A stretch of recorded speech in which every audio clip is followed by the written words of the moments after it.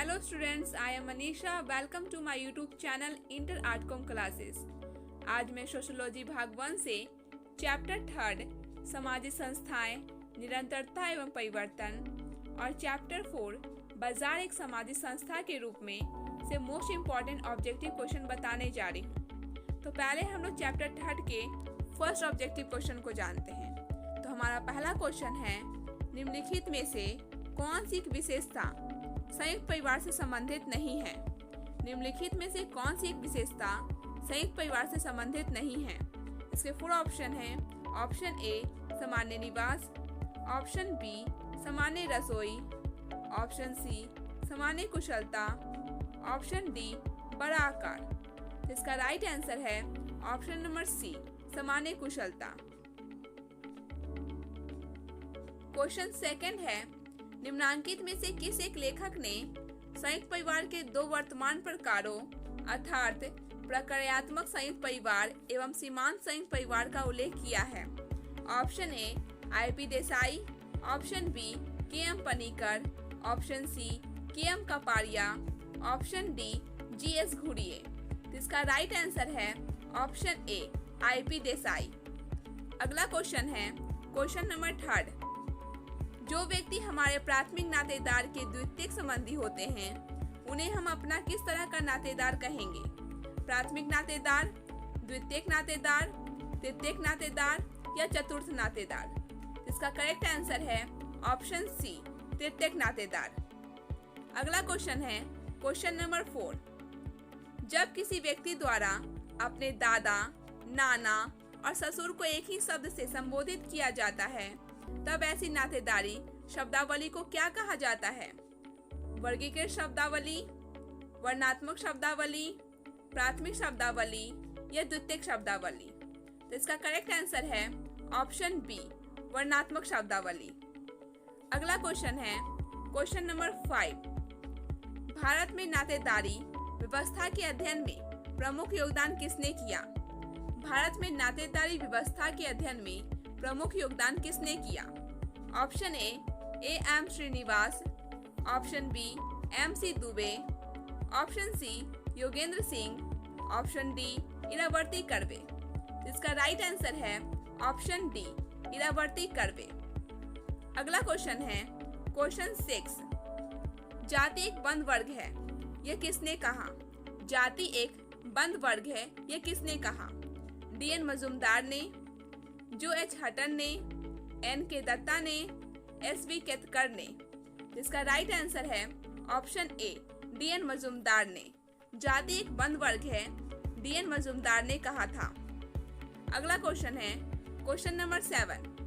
Cast and class in India पुस्तक के लेखक का नाम क्या है। Caste and class in India पुस्तक के लेखक का नाम क्या है। Irawati Karve, S B. Ketkar, G S. Ghurye, M N. Srinivas. तो इसका राइट आंसर है ऑप्शन सी जी.एस. घुरिये। अगला क्वेश्चन है क्वेश्चन नंबर 8। निम्नांकित में से कौन सी एक दशा जाति व्यवस्था में परिवर्तन का कारण नहीं है। निम्नांकित में से कौन सी एक दशा जाति व्यवस्था में परिवर्तन का कारण नहीं है। उदारीकरण, नए सामाजिक अधिनियम, औद्योगिकरण, समाज सुधारक आंदोलन। तो इसका राइट आंसर है ऑप्शन नंबर ए उदारीकरण। क्वेश्चन नंबर 9 है, प्रभु जाति की अवधारणा किस लेखक ने प्रस्तुत की। प्रभु जाति की अवधारणा किस लेखक ने प्रस्तुत की। इसके 4 ऑप्शन दिए गए हैं। Option A Herbert Risley, option B D N. Majumdar, option C P H. Prabhu, option D M N. Srinivas. इसका राइट आंसर है option D M N. Srinivas. M N. Srinivas का पूरा नाम मैसूर नरसिम्हाचार्य श्रीनिवास भारत के सुप्रसिद्ध समाजशास्त्री थे। उन्होंने दक्षिण भारत में जाति तथा जाति प्रथा, सामाजिक स्तरीकरण, संस्कृतिकरण तथा पश्चिमीकरण पर कार्य किया। उन्होंने प्रबल जाति की अवधारणा प्रस्तुत की।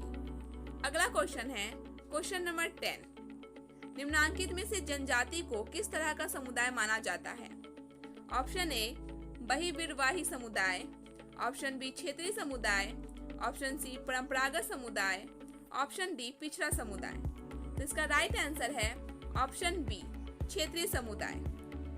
क्वेश्चन नंबर 11 है, निम्नलिखित में से कौन अनुसूचित जनजातियों की वर्तमान समस्या नहीं है? राजनीतिक पृथक्करण, चिकित्सा सुविधाओं का अभाव, पर संस्कृति ग्रहण, कुटीर उद्योगों का पतन। तो इसका राइट आंसर है ऑप्शन ए, राजनीतिक पृथक्करण। अगला क्वेश्चन है क्वेश्चन नंबर 12, वर्तमान संवैधानिक व्यवस्था के अनुसार अनुसूचित जनजातियों को लोकसभा तथा विधानसभाओं में मिलने वाली आरक्षण किस अवधि तक के लिए है? सन 2010 तक, सन 2015 तक, सन 2020 तक, ऑप्शन नंबर डी, सदैव के लिए। इसका राइट आंसर है ऑप्शन नंबर ए, सन 2010 तक। संविधान 126वां संशोधन विधेयक के मुताबिक जब संविधान लागू हुआ था तब लोकसभा और राज्य विधानसभाओं में अनुसूचित जातियों एवं अनुसूचित जनजाति के लिए आरक्षण की अवधि 70 वर्ष निर्धारित की गई थी। अगला क्वेश्चन है क्वेश्चन नंबर 13 है, केंद्र सरकार की सेवाओं में खुली प्रतियोगिता के द्वारा होने वाली नियुक्तियों में अनुसूचित जनजातियों के लिए आरक्षित स्थानों का प्रतिशत क्या है? Option A 6%, option B 6.5%, option C 7.5%, option D 8.5%। इसका राइट आंसर है ऑप्शन सी, 7.5%। अगला क्वेश्चन है क्वेश्चन नंबर 14, भारत में समन्वित जनजातीय विकास परियोजना आरंभ कब की गई? ऑप्शन ए सन 1975 से, ऑप्शन बी सन 1980 से, ऑप्शन सी सन 1983 से, ऑप्शन डी सन 1987 से। इसका राइट आंसर है ऑप्शन सी, सन 1983 से। अगला क्वेश्चन है क्वेश्चन नंबर 15 है, खासी जनजाति मुख्य तौर पर किस राज्य में देखने को मिलती है?